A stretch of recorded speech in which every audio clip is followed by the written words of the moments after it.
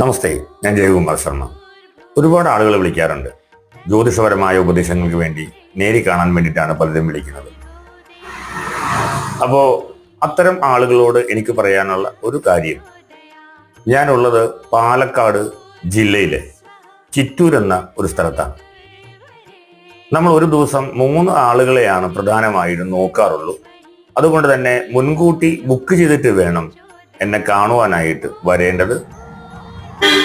നിങ്ങളുടെ പ്രശ്നമായിക്കോട്ടെ, നിങ്ങളുടെ ജാതക വിശകലനമായിക്കോട്ടെ, എന്ത് കാര്യമാണെങ്കിലും നിങ്ങൾക്ക് നേരിൽ വന്ന് പരിഹാരം നിർദ്ദേശിക്കുന്നതിനും ഉപദേശം സ്വീകരിക്കാനായിട്ട് സാധിക്കും.